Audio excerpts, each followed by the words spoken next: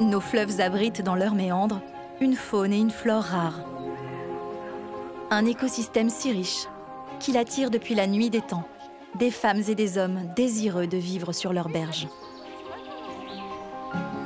C'est la reine des prés, ça. Regarde, tu la reconnais pas? Avec sa tête toute blanche. Aujourd'hui, une page plus respectueuse est en train de s'écrire. Observer la relation entre les hommes et les fleuves, c'est comprendre les enjeux écologiques qui se dessinent pour demain. Chaque année, cet incroyable patrimoine naturel séduit de nouveaux habitants, soucieux d'extraire les précieuses richesses du fleuve dans une interaction vertueuse. Ils entretiennent les berges, utilisent l'eau comme ressource vitale, maîtrisent son courant pour en puiser l'énergie et réinventent le transport fluvial. Pour ces habitants du fleuve, les convictions sont aussi fortes que l'objectif est ambitieux. Vivre de l'eau tout en participant à sa préservation. S'allier à la nature jusqu'à trouver enfin l'équilibre et oser l'harmonie.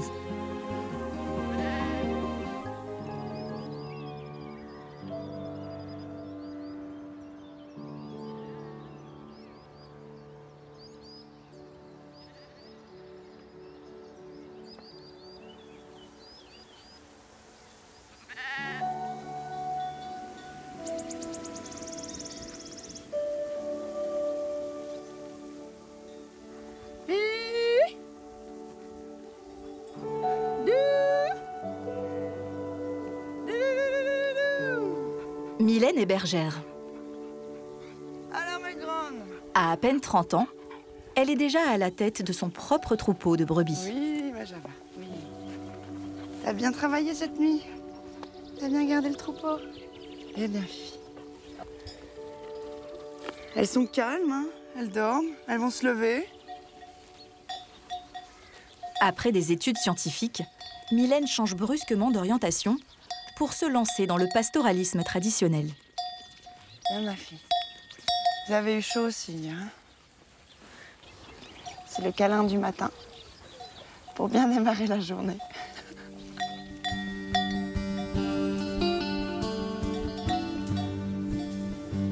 Nous sommes au cœur du Bec d'Allier, dans l'espace naturel sensible du département du Cher. Là où les courants capricieux de la Loire, le fleuve le plus sauvage d'Europe, se colorent d'îlots sablonneux. Avec son troupeau, Mylène a une mission particulière, inédite en France. Arpenter les bords de Loire pour en entretenir les berges. En fait, mon métier, c'est de les nourrir, mais je dois trouver la ressource tous les jours pour les nourrir. Et donc, ma journée, ça va être ça.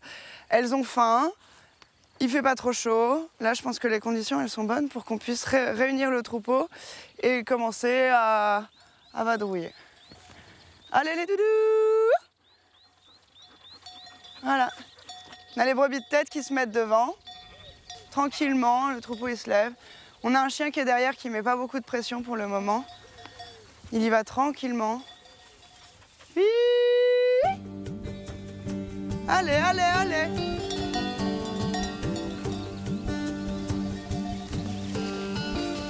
Soutenue par le Conservatoire des espaces naturels du Centre Val-de-Loire, Mylène a des instructions bien précises à respecter.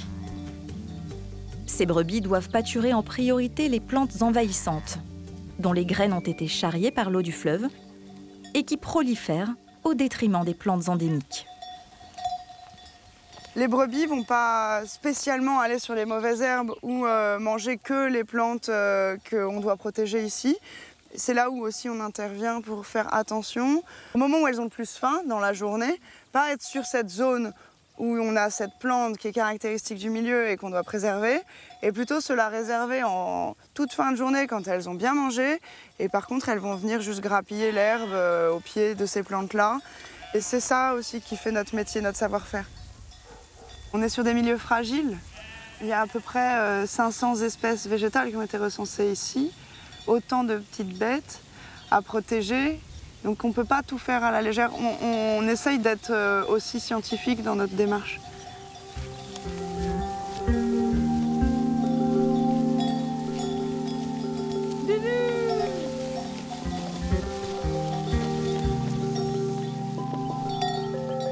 J'aurais jamais pu exercer ce métier si j'avais pas eu le fleuve à côté.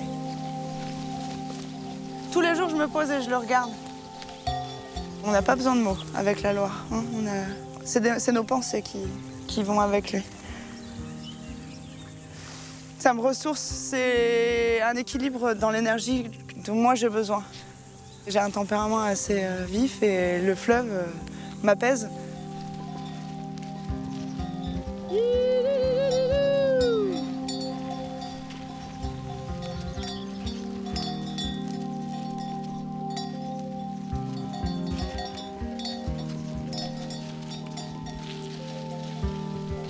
Il y a eu un livre qui m'a un peu bouleversé à la lecture, c'était Le meilleur des mondes d'Adolf Huxley.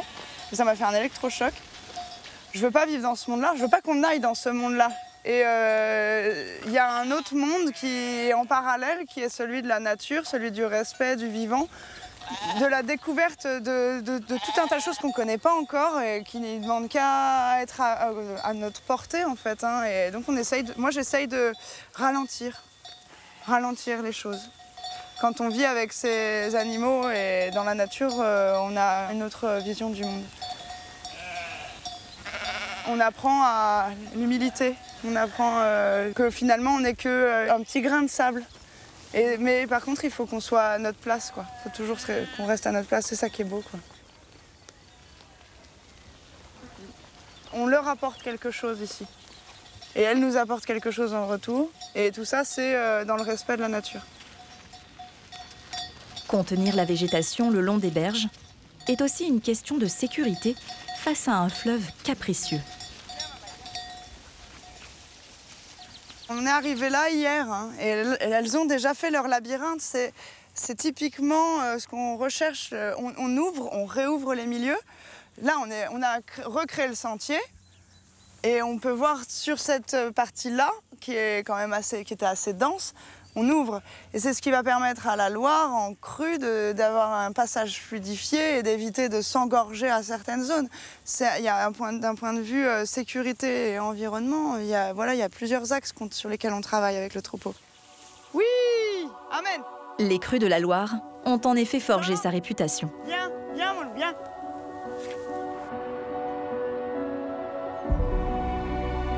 On l'a dit, sauvage, dangereuse, indomptable.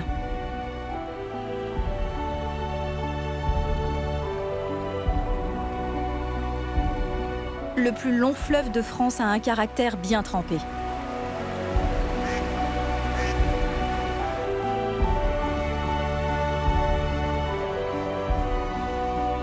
La brusque montée de ses eaux a depuis toujours obligé ses habitants à se méfier d'elle.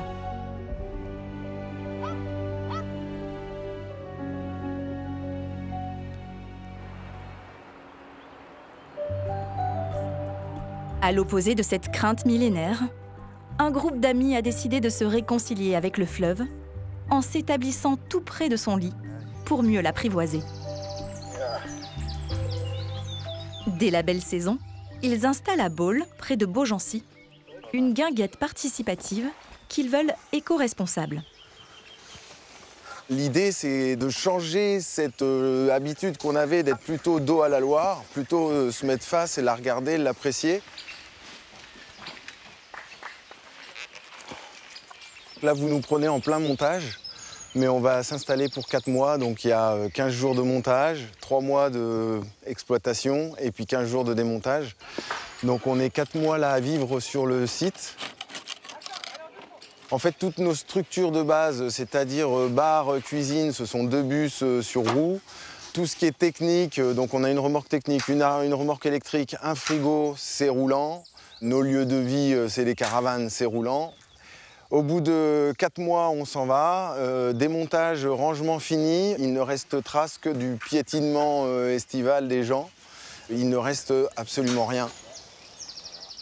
L'idée, c'est qu'on va essayer au lieu de le mettre droit, le tube, je vais essayer de le mettre en biais, qui prenne la croix et le poteau. Donc du coup, je te monte entre les... Je te passe entre les deux croisillons là. Ouais. Aux côtés de Stéphane, Pichotte a contribué à créer ce lieu d'échange aux allures de bout du monde.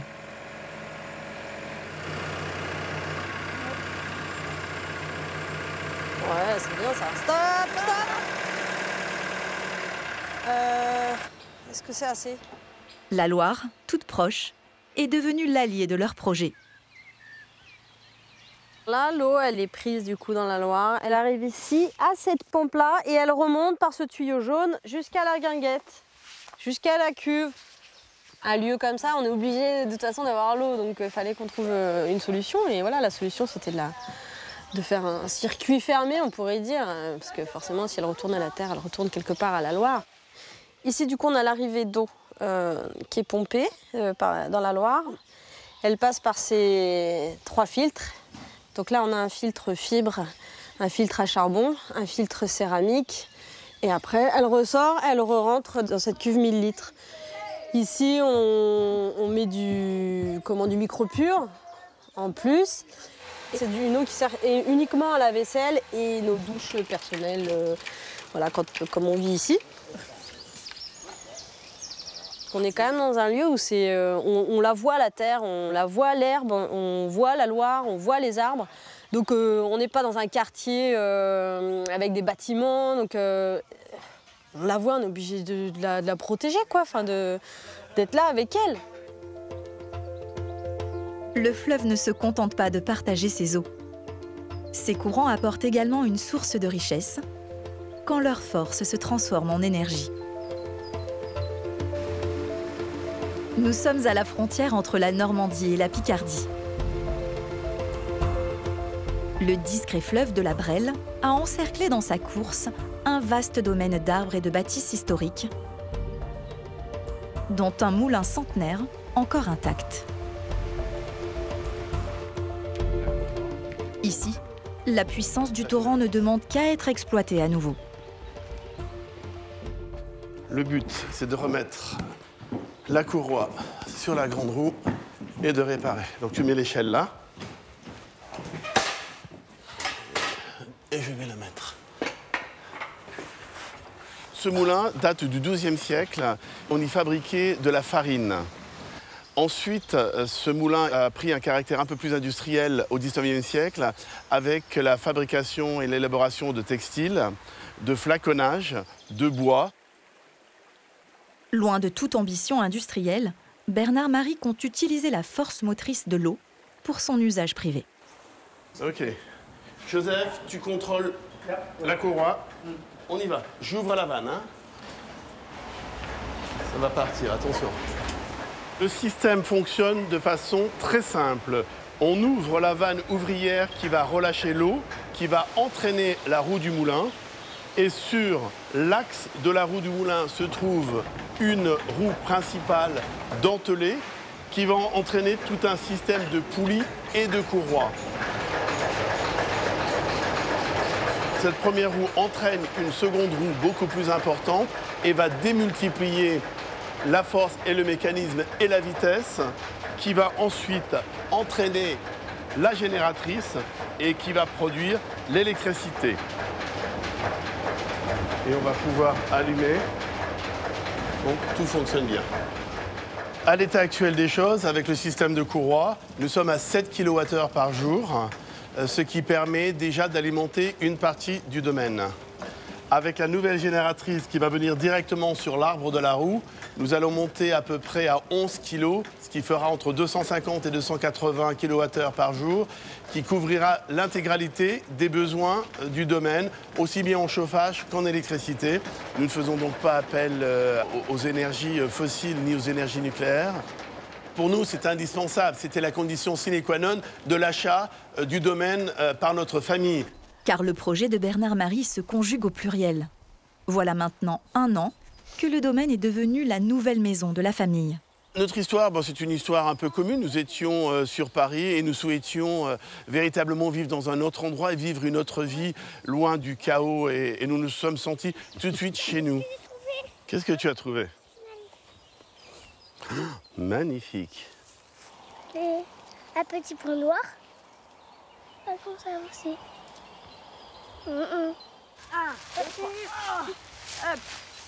Donc là, on est entre le château et la Brelle sur notre gauche. Donc il y aura le futur potager qui sera là. Là, nous aurons la forêt-jardin. Donc aujourd'hui, nous avons quelques fruitiers. Et sur plusieurs étages, en fait, il y aura différents petits arbres, des couvre-sols. Puis là, sur le terrain qui est là, on va avoir des chèvres et des ânes. Et ça, papa? Qu'est-ce qui fait qu'on se sent bien? C'est cette nature qui est omniprésente, omnipotente, et des arbres multiséculaires qui nous rappellent que nous sommes très petits par rapport à tout ce monde et que notre place doit être la moins marquante possible. Nous essayons de créer notre propre potager, nous avons nos poules, nous avons tout l'ensemble qui nous permet de vivre avec une certaine autonomie, en espérant que lorsque nous disparaîtrons, eh bien, notre empreinte sera quasiment invisible.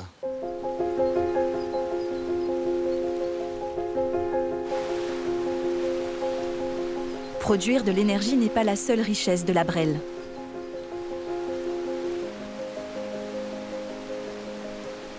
Par son courant et les sédiments qu'il charrie, le fleuve a aussi fertilisé les sols, faisant pousser des plantes rares.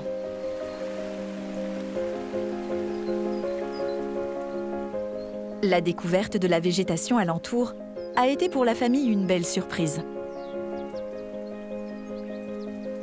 En particulier pour Ariane, qui vient de terminer l'école des plantes de Paris et souhaite devenir herboriste. Voilà, donc les filles, vous allez prendre un ciseau chacune, puis on va cueillir les fleurs. Ça sent bon. Oh là là, mais il y en a partout.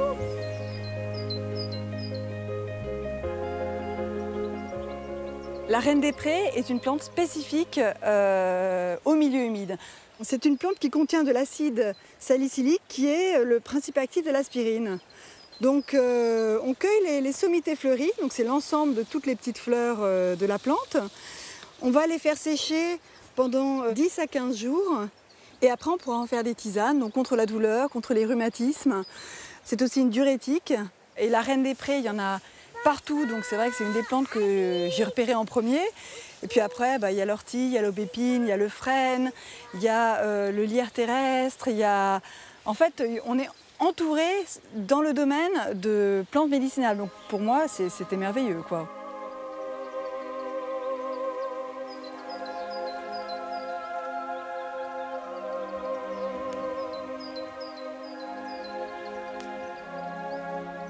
Si la famille Odigier a quitté la ville pour se rapprocher de l'eau, en milieu urbain aussi, l'utilisation du fleuve est à réinventer.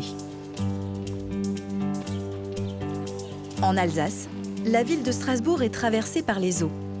Le Rhin, le puissant fleuve frontière à la robe verte, est relié à la rivière Lille, dont les canaux baignent le centre historique. C'est une barque traditionnelle en bois, telle qu'elle était utilisée à l'époque sur le Rhin. Jusqu'au 19e siècle, il y avait ce genre d'embarcation qui ramenait à Strasbourg des fruits et légumes, enfin d'autres produits agricoles qui étaient produits dans la plaine d'Alsace. Même le grès des roses des Vosges pour la cathédrale venait par barque à un moment donné.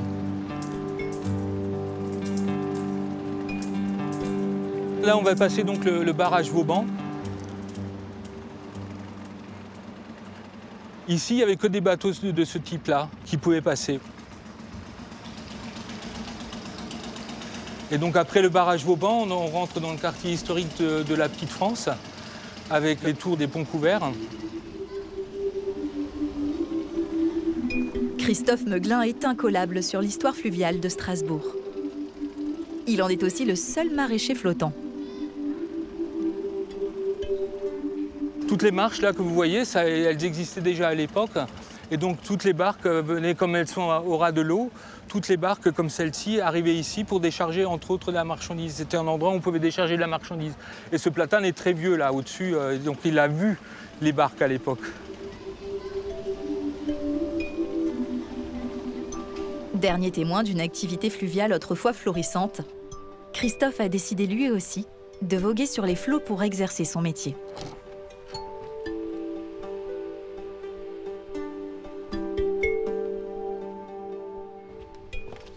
Personnellement, j'ai vécu toujours au bord de l'eau, hein, donc toujours en présence de bateaux, etc. Il se trouve que mon arrière-grand-père était batelier.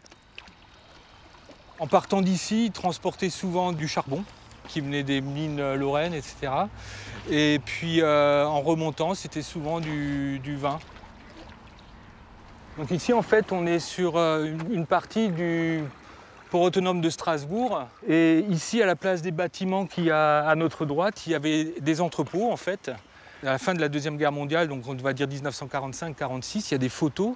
Il y avait des péniches qui étaient les unes arrimées les unes à côté des autres. On pouvait traverser quasiment de pont à pont, d'un côté à l'autre, tellement l'activité fluviale était importante. Donc elle s'est complètement effondrée dans les années 70 au profit de la route, essentiellement. Les avantages du transport fluvial, c'est que un camion, on met 24 tonnes de marchandises. Là, on en met 200. C'est beaucoup moins polluant, tout simplement, hein. Conscient du formidable potentiel du transport au fil de l'eau, Christophe Meuglin offre une nouvelle alternative à sa clientèle, lui proposant de consommer mieux pour le bien de la planète. Le concept, c'est de livrer en circuit court des produits locaux. La majorité des fruits et légumes qui sont sur cette barque sont produits à Strasbourg. Donc, comme je dis toujours, entre le lieu de production et l'assiette du consommateur, il y a 7 km. Donc, l'empreinte carbone en tant que telle, ça n'a rien à voir avec une tomate qui vient d'Espagne, quoi. Et donc, tant qu'à faire, continuer à livrer avec une barque qui a aussi une empreinte carbone quasiment nulle, quoi.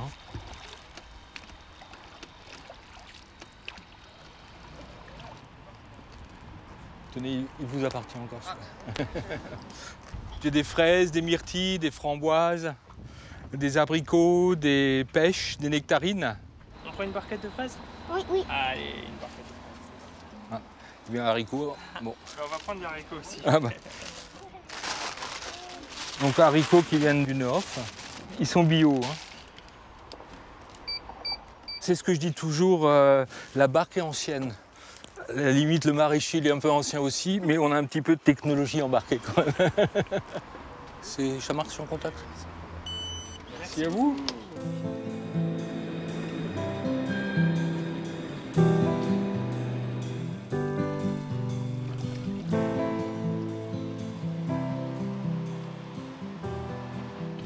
Vos pastèques me font de l'œil.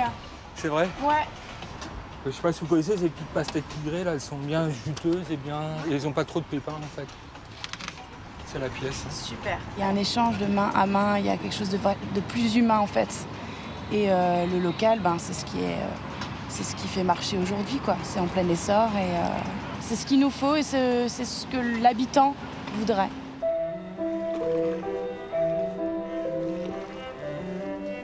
On est dans un monde où tout doit aller de plus en plus vite et c'est vrai que là, on est un petit peu à contresens par rapport à ce qui se passe actuellement, quoi. Parfois, je me pose même la question, tout cet emballement et cette vitesse, quand on voit maintenant les gens commandent, ils veulent tout de suite tout avoir dans la foulée, où est-ce qu'on va s'arrêter? Et il faudra bien qu'on s'arrête un jour, parce qu'à un moment donné, on ne peut pas s'emballer. Franchement, que vous ayez votre tomate locale 1 heure avant ou 1 heure après, ça ne change pas grand-chose, quoi.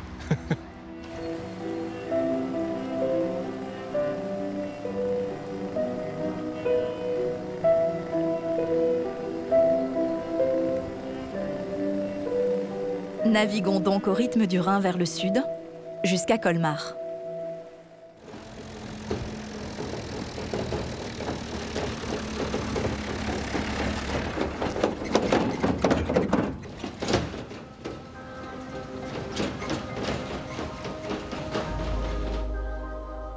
À l'heure où les ondulations sombres de l'eau se mêlent à l'aurore, un autre amoureux du fleuve s'apprête à troubler sa surface.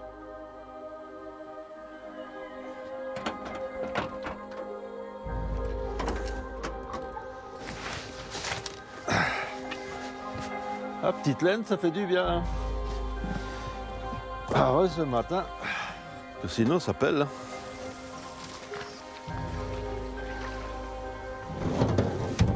Adrien Vaunarbe est le dernier pêcheur professionnel d'Alsace. Auprès de ce marin d'eau douce, l'aventure de la pêche a le goût du bonheur.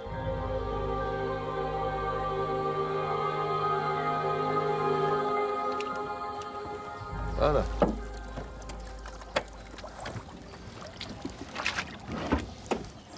Faites-moi ce silence là. Ce silence, ça fait qu'on n'est jamais seul. On n'est jamais seul quand il y a du silence.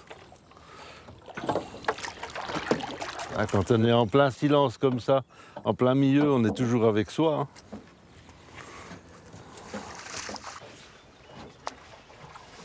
Le métier de pêcheur, c'est avant tout, c'est un métier passion. On est happé par ce truc-là, et puis on vit avec au jour le jour, et puis on vit avec même la nuit. Des fois, ben, c'est comme ça. Le seul mal qu'il y a, c'est que on a l'impression de jamais travailler, quoi. Et quand on a l'impression de ne pas travailler, ben, on se retrouve pratiquement toujours en heures supplémentaires, quoi. Depuis 30 ans, Adrien tend ses filets sur le Rhin, par amour pour ce fleuve légendaire et turbulent, auprès duquel il a grandi. Le Rhin, pour moi, il a presque fait partie de moi tout le temps, quoi. Quand j'étais très jeune, déjà, on venait s'y baigner. Après, par la suite, c'était la pêche à la nymphe, pêche à la mouche, tout ça. C'était difficile pour moi de ne pas être au Rhin au moins 1-2 fois dans la journée. Il y a quelque chose de magnétique, quoi.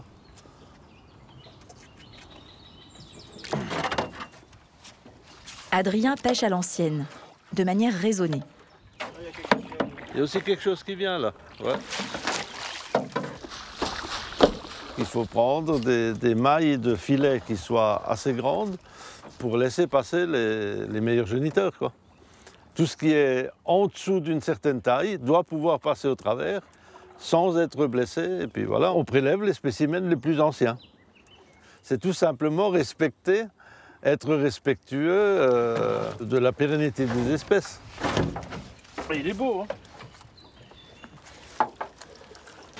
Voilà, hop là. Voilà, dans la poche.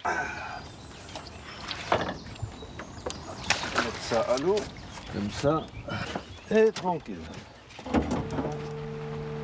La philosophie que j'ai défendue toujours, c'est pêcher moins, mieux, tout commercialiser, tout valoriser, et avoir le moins de déchets possible, et utiliser l'ensemble de la pêche pour vivre. Donc ça respecte l'environnement, ça respecte la faune aquatique. Parce que pour lui, chaque poisson pêché doit être consommé, Adrien a choisi de transformer tous les poissons du Rhin sans exception, même le silure réputé peu goûteux. Hop là, allez. Yep, voilà. Fini la mauvaise réputation liée à la pollution, à son goût de vase ou à ses nombreuses arêtes. Dans l'atelier de transformation familiale, le poisson du Rhin est fumé, découpé et transformé en tourte et en quiche par Adrien et son épouse. Ici, le pêcheur crée des recettes savoureuses, dont la fameuse goujonette. Ben là, je taille de la goujonette, c'est du filet de poisson qui est tranché un peu comme ils font les frites, c'est pareil, hein. Seulement, ce sont des frites de poisson.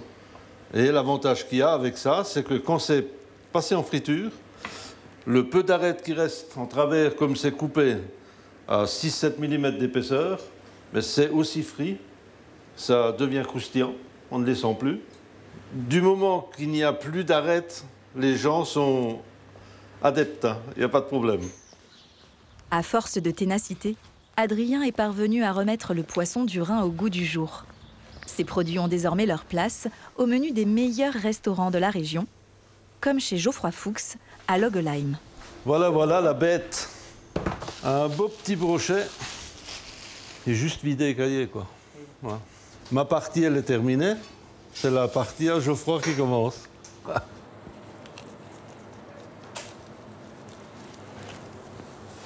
Alors nous, on a décidé de travailler avec Adrien parce qu'on recherche un peu des producteurs locaux.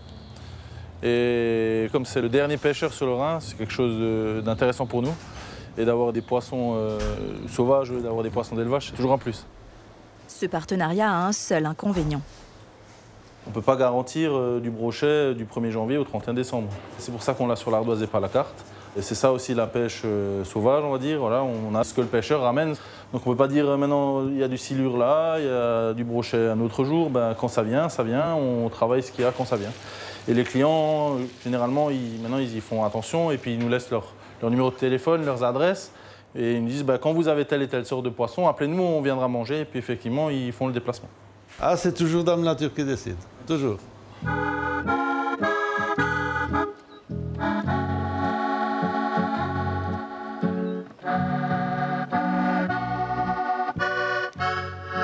La pêche traditionnelle, c'est l'avenir. Quand je tenais ce discours au début, c'était un peu vraiment le farfelu du coin, quoi. C'était un utopiste total de présenter un projet comme ça.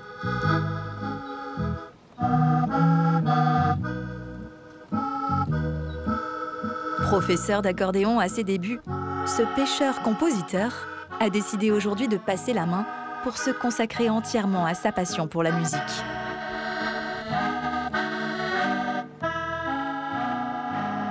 Adrien est aujourd'hui prêt à transmettre son activité de pêche à Jérémy, son futur repreneur, après l'avoir formé pendant 1 an et demi. Non, il n'y a pas de fond, là. Là, ça va. Mais là, il y a plein d'algues sur le côté, là. Donc il faut accrocher sur la branche morte, là. Hein. Il faut mettre une corde assez longue au début. Hein. Et tu pousses juste un peu en arrière.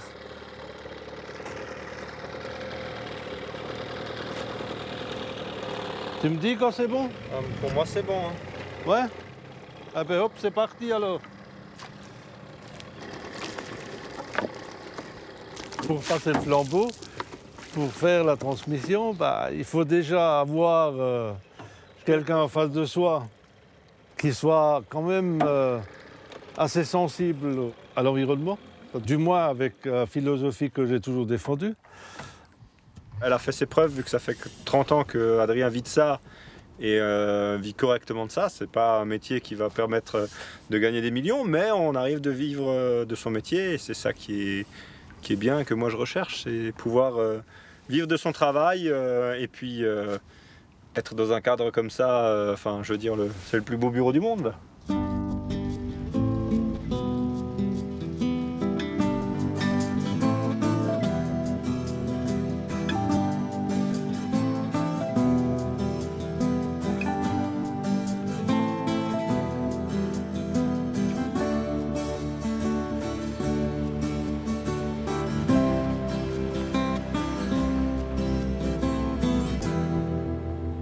Si dans le Rhin, les poissons sont aujourd'hui valorisés, de l'autre côté de la France, un grand poisson migrateur a, lui, besoin d'être sauvé.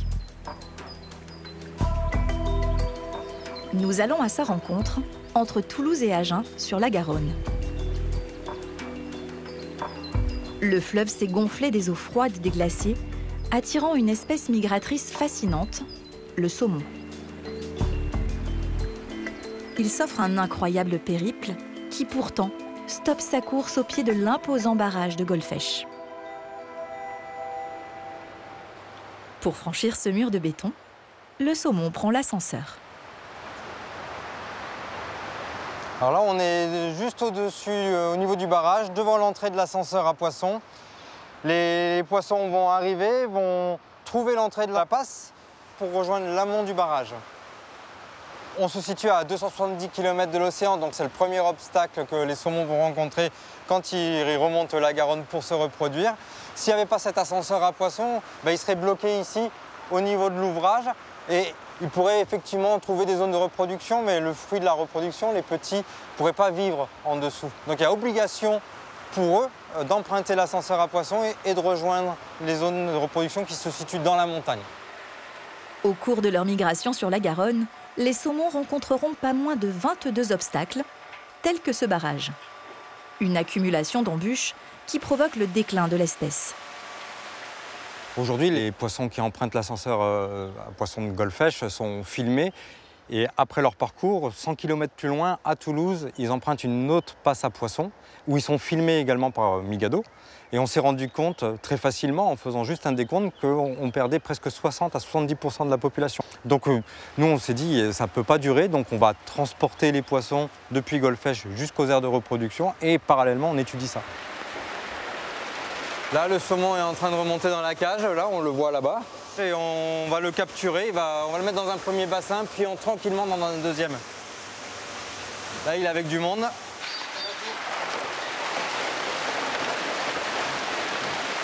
C'est des gaillards, hein. Ils se bagarrent un peu. Mais c'est normal, c'est poisson sauvage. Hein.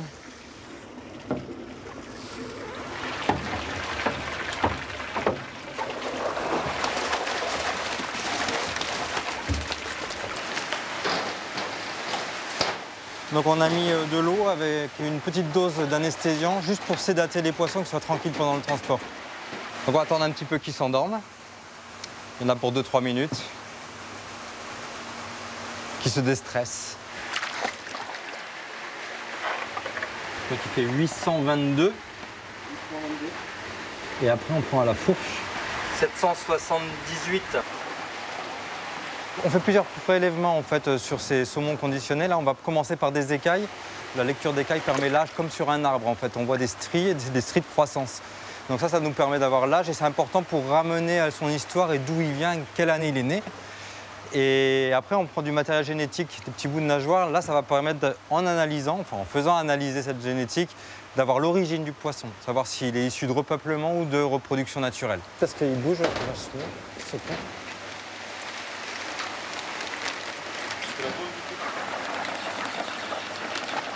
Tous ces poissons qu'on transporte sont marqués.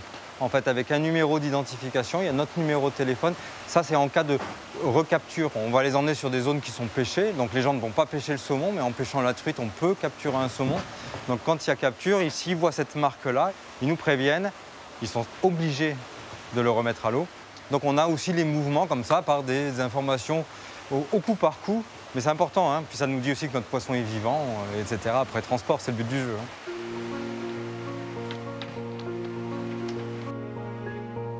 Les voyages d'un saumon, c'est 3000 km aller, 3000 km retour. Et les problèmes, en fait, les gros du problème, se situent sur 100 km de cours d'eau sur le continent. Je pense que l'homme est capable d'agir.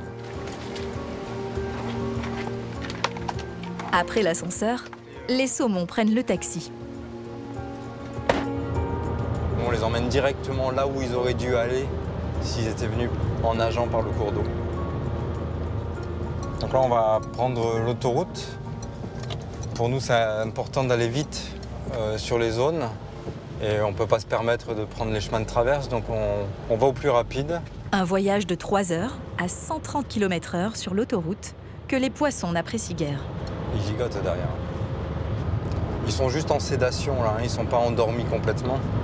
Donc forcément, de temps en temps, ils gigotent dans la poche et c'est pas plus mal, ça réoxygène en fait l'eau. Et puis ça leur permet de respirer. Non, il n'y a pas de souci là.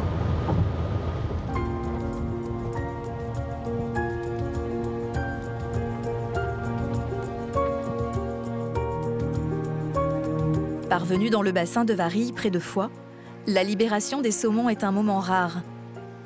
Attendu par les pêcheurs locaux, soucieux de l'équilibre écologique de leur rivière. Les 3 terres rares de l'autre saumon là. Ils viennent de sortir là. Hein.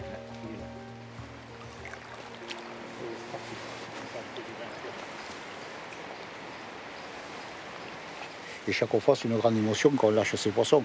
Je crois que cette année, on est à 95 sujets et on a autant de plaisir au 95e qu'au premier. C'est vraiment majestueux comme poisson. Parce que pour un pêcheur, le saumon, c'est un poisson mythique. Le saumon était dans la rivière à l'origine et c'est important de laisser à nos enfants le cheptel qu'il y avait à l'époque. Hein. Pour nous, c'est une réussite si on arrive à remettre le saumon dans son état naturel et qu'il y revienne régulièrement. C'est assez émouvant en fait, de les voir partir comme ça, puis sachant qu'ils vont certainement donner une progéniture et que les petits vont revenir et que le cycle va s'emballer. Ouais, non, c'est quelque chose. Ouais.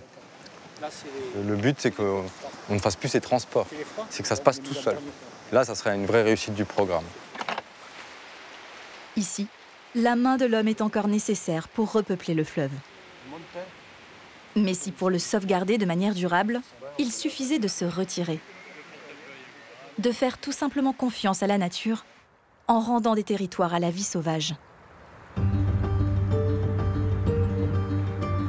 L'île Nouvelle est une terre unique au cœur de l'estuaire de la Gironde.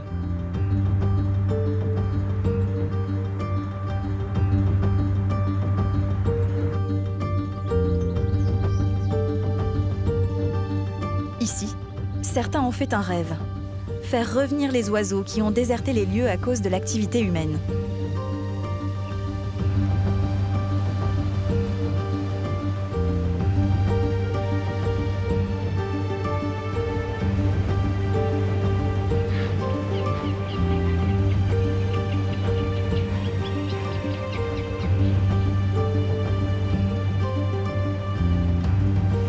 En fait, l'île Nouvelle, c'est la réunion de deux îles, l'île Bouchot au nord et l'île Sampin au sud. Elle fait un peu plus de 6 km de long pour 600 à 700 mètres de large, là où elle est la plus large. Donc c'est une entité de presque 300 hectares.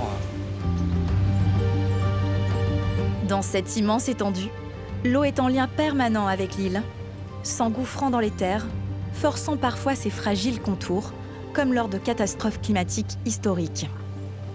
Alors là, c'est les digues en fait, de l'île qui ont cédé en 2010 avec la tempête Xynthia. Donc c'est des digues qu'on avait déjà arrêté d'entretenir parce que notre objectif, nous, c'était de reconnecter l'île à son environnement immédiat, à savoir l'estuaire, et recréer en fait des milieux qui sont inondés au gré des marées et au gré des coefficients de marée. Poursuivant sa course lisse dans les terres profondes, la brèche a modifié la physionomie de l'île. L'eau, en pénétrant et en venant inonder tous ces terrains, a permis le développement d'une végétation typique. Assez rapidement, on a vu ces roseaux se mettre en place, d'autres espèces qui sont adaptées à ces conditions particulières d'inondation temporaire liées à la marée. Il faut savoir qu'avant, on est passé d'une friche agricole où en termes de biodiversité, on était quasiment proche de zéro, à aujourd'hui des habitats quand même très intéressants et très porteurs en termes de biodiversité.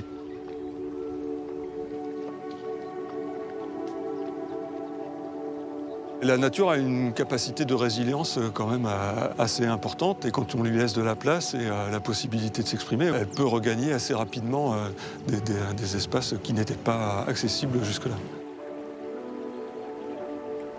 L'eau a progressivement repris ses droits au cœur de la terre. C'est ce qui s'appelle la dépoldérisation.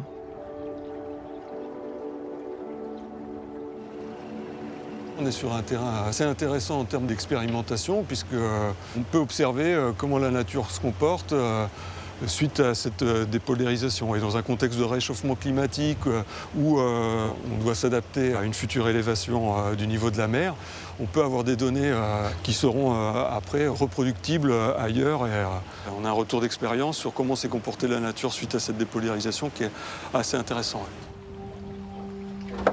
L'île a été habitée jusqu'en 1970, avant d'être rendue à la nature.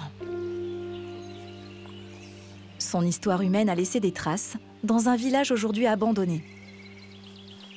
Autour de la rue centrale, les souvenirs s'effacent lentement au profit de paysages immenses, gommant les limites entre le passé agricole et la terre sauvage, laissant la place aux insectes, aux poissons, aux oiseaux. Sur la terre ferme, Bruno Augizeau travaille sur le projet de renaturation. À force d'arpenter ces chemins, il a pu observer le retour de la végétation.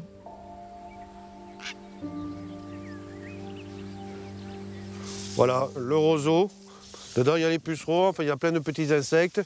Il y a des chenilles, donc les larves de papillons. Et les oiseaux qui sont en migration, ils vont rester des fois 3-4 jours à l'intérieur pour se recharger les graisses, parce qu'ils ont volé peut-être 2000 ou 2500 km. Ils vont se recharger les graisses, et une fois qu'ils auront bien fait le plein, naturellement, ils vont repartir quand les conditions seront bonnes pour migrer. Alors mes jumelles, c'est un outil de travail, hein. C'est tout simplement pour observer tout ce qui peut m'interpeller. Donc ça peut être tout simplement une nichée de cadavres, donc de suite je la compte, je la recense, je la cartographie avec la date, le nom de l'espèce, donc la femelle, temps de jeûne, et ainsi de suite.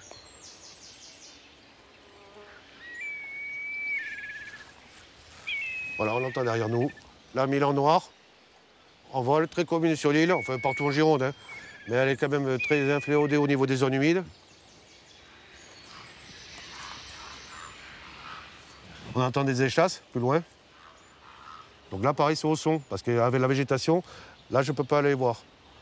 L'intérêt d'identifier donc les oiseaux, c'est de savoir d'une année sur l'autre l'évolution et surtout les espèces qui arrivent au fur et à mesure. Donc quand je dis au fur et à mesure, c'est bien sûr par rapport à la migration, mais surtout les nouvelles espèces. Et comme ça nous permet d'avoir un suivi annuel. Et on voit que tout doucement, c'est toujours en expansion. Voilà.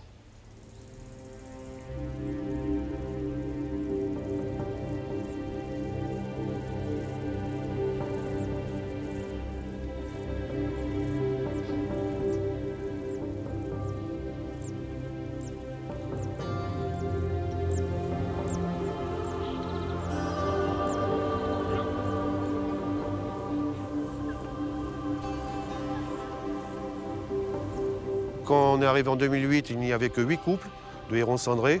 Et actuellement, on a une colonie qui tourne à environ, les 4 espèces confondues, donc hérons cendrés, garde-bœuf, aigrette garzette et spatule blanche, à 250 couples. C'est une belle réussite, mais on cherche toujours à faire mieux. Enfin, pour moi, c'est nécessaire, quoi. Il faut être passionné, tout simplement. S'il n'y a pas de passion, il n'y a pas de vie, quoi. Et la vie, de toute façon, mais voilà, c'est ça, c'est l'eau. Quand on redonne sa juste place à la nature, celle-ci sait se réinventer. L'ultime défi est de réussir à créer des lieux où les hommes et le fleuve sauvage peuvent s'épanouir en harmonie. C'est le début de l'été. À Baule, les bords de Loire revivent grâce à la guinguette de Stéphane et Pichotte. À peine inauguré, cet espace singulier et engagé affiche déjà complet. Bonsoir. M'a-t-on dit que vous aviez réservé pour manger? C'est ça. Parfait. Alors du coup, c'est avec moi que ça va se passer, Stéphane. Bienvenue. Rappelez-moi le nom de la réservation. La guinguette est le relais d'un nouvel état d'esprit qui commence par le choix des produits. Alors, ce soir, c'est une petite salade fraîcheur, un pain perdu salé avec une sauce fromagère, des petits légumes cuits, une tomate fraîche. Au maximum, tout est local. Le pain, la crème fraîche, les légumes. Ça fait partie de notre éthique. On a très envie de travailler un maximum local et bio autant que possible.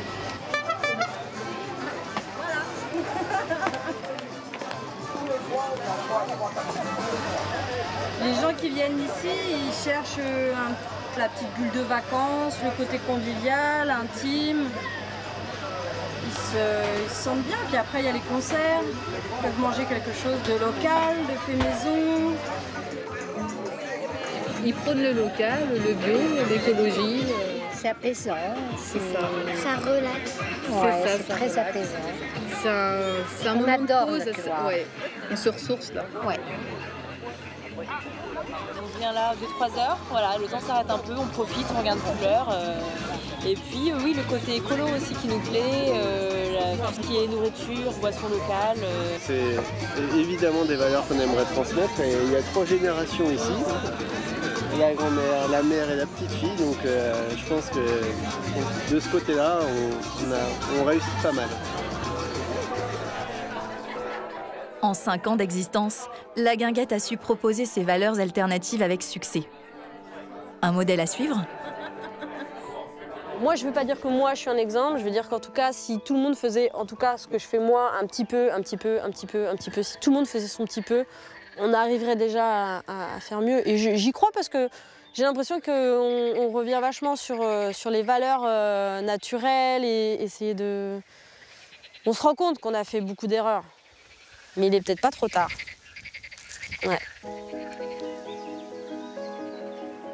Les hommes et les fleuves ont une histoire commune, faite de lutte, de domination, de contraintes et de réconciliation. Qu'ils soient impassibles ou fiévreux, nos fleuves sont toujours admirables par l'eau qu'ils charrient, les richesses qu'il déploie et les promesses qu'il transporte.